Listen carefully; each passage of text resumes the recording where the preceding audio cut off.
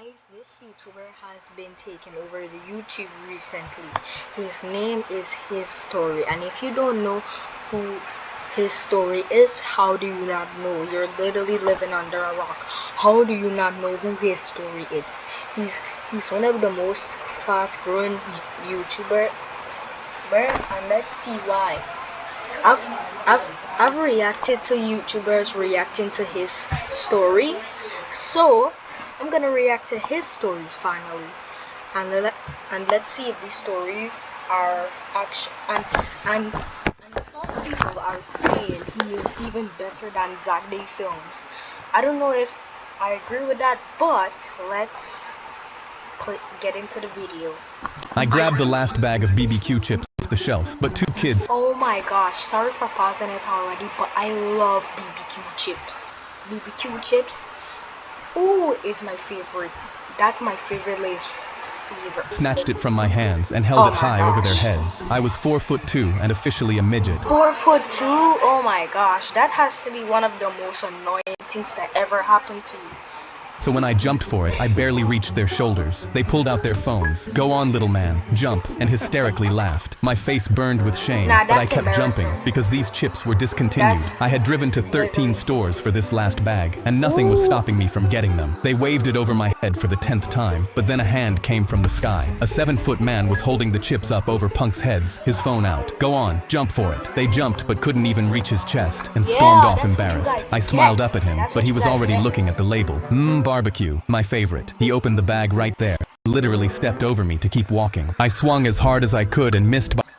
Bro, are you serious? So he helped you just to get some BBQ chips? So much I almost spun out of the box. It was the bottom of the 9th. We had a runner on third, 2 outs, down by 1. The ump dropped into his squat behind me. "Just put the ball in play, kid." I looked up at my dad in the bleachers and winked. "I'm hitting this one over, Dad." He cupped his hands around his mouth. "Send it, bud." The next pitch came in slow and right down the middle. I swung as hard as I'd ever swung in my life, and the ball cleared the fence by 10 feet. I dropped the bat and started running. Rounding first, Okay. And now I can see why this channel has been growing up fast on YouTube. He has one of the most entertaining stories on YouTube. And I'm starting to agree, he is even better than Zach D Films. Looked up at the bleachers to find my dad. He wasn't standing up. He was supposed to be standing up. He was the loudest one in the bleachers, and now he was just sitting with his hand on his chest. My mom was right next to him watching me. Yes, that is the sign that your father will have a heart attack. Through her phone, screaming, "Run, run, run!" Second base. Dad still wasn't moving. By third, I was barely running. He fell forward over the bleacher rail, and I stopped halfway between third and home.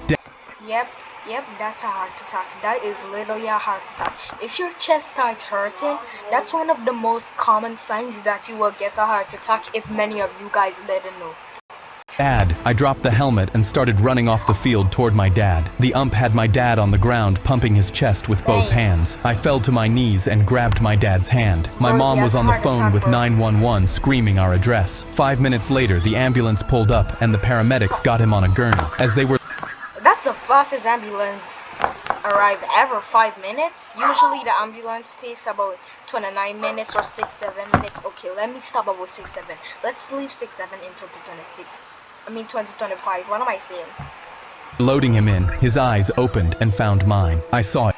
His grip tightened on my hand. I've never been prouder. Then they slid him in, and the doors closed. I hit the only home run of my life, and my dad lived to see it. He keeps the ball on his nightstand. I was sitting in class when a Smurf walked in. It was my professor, painted head. Bro,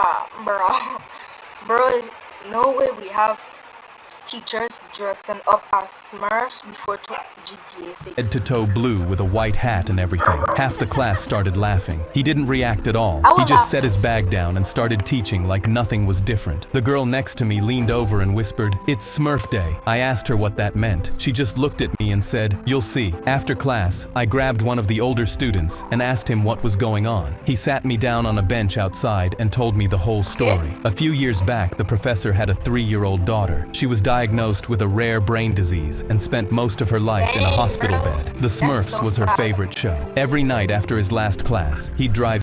Oh, dang, bro. So he's dressing up as Smurf because his daughter. Dang, bro, he wants to represent his daughter. Dang.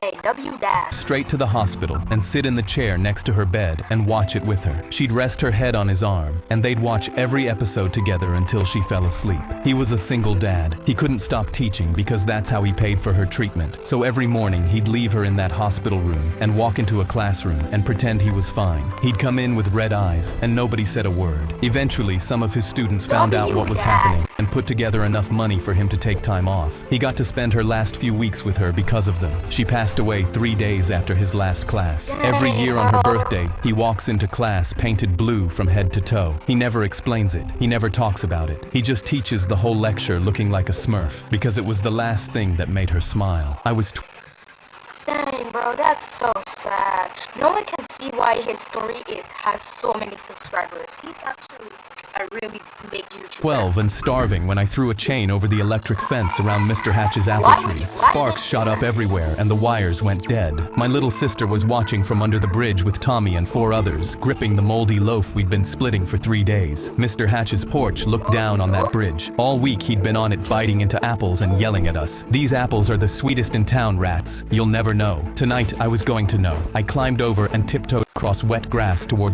How did you not shock up? Wait, hold on for it, hold it for it. The chain you chewed got shocked up.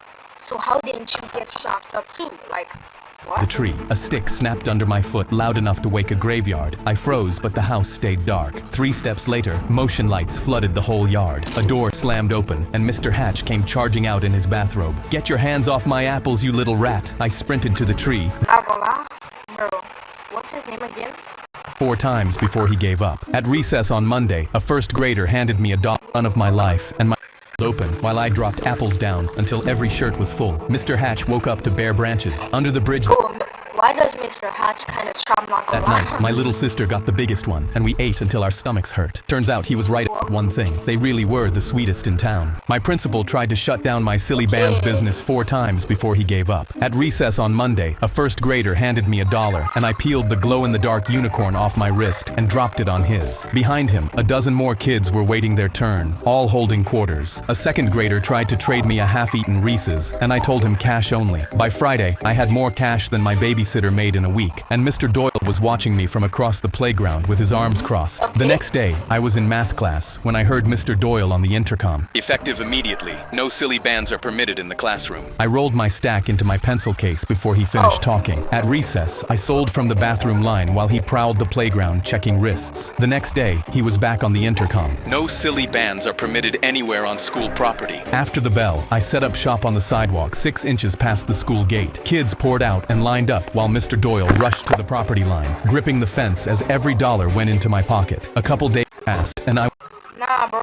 was sitting on the couch when my mom answered the phone, and I heard Mr. Doyle's voice. Your son is running an unsanctioned business outside our school, and I need you to put a stop to it. She covered the phone and turned to me. How much have you made? I held up the wad and told her $92. She got back on the... $92 is a lot, bro. That's a lot.